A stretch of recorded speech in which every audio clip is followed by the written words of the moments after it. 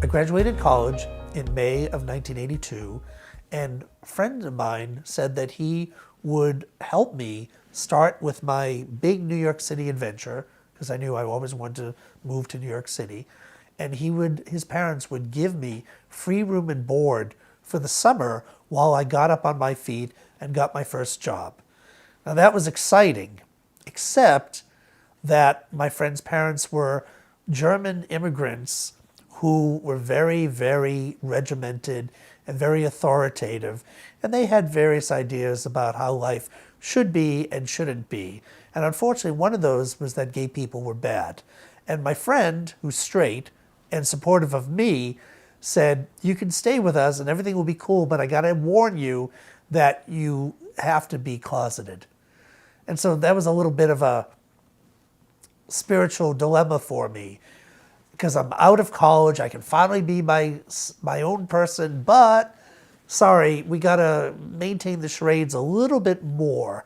You know, you gotta keep it under wraps. But when I wasn't at their home on the Upper West Side, I was out in the streets and I was experiencing the gay male life of New York City. I was going to bars and I was going to clubs and I was cruising guys in the street, and it was, you know, it was like Candyland. It was really, really exciting.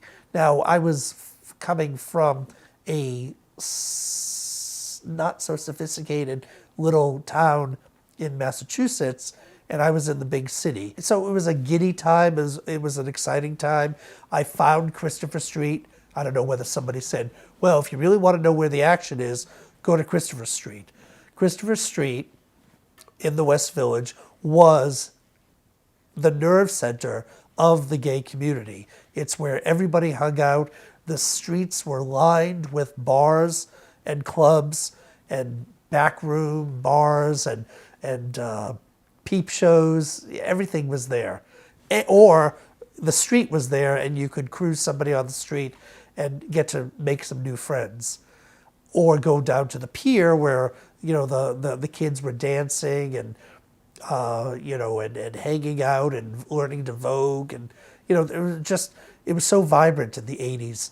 And so I found my way to Christopher Street, and the bars closed at 4 a.m.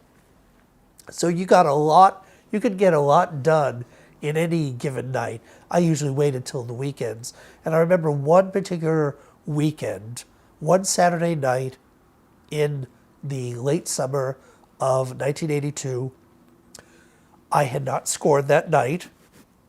And so I was walking up Christopher Street, coming back to 7th Avenue, ready to take the number 1 train up to the Upper West Side where I was staying. And so I was walking, and I noticed a cop car was driving so slowly down the street towards us. I mean, not at us, but just driving down the street. And the reason why that caught my eye is because the light was on in the car, and I could see the two guys in the car.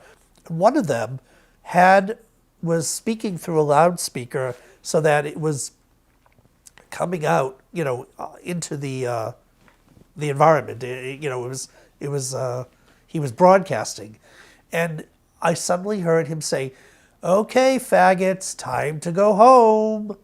And saying it like a little kid teasing you on the playground. But this was a cop. And I turned to somebody next to me and said, "Did you hear what he just said?"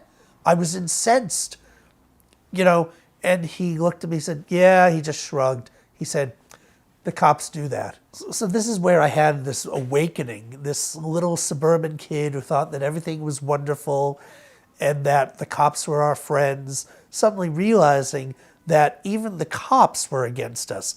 The guys whose jobs we paid taxes to maintain were the same people who were treating us badly. They're the ones who were supposed to be protecting us from any homophobic attacks, and yet they're just as bad as our attackers.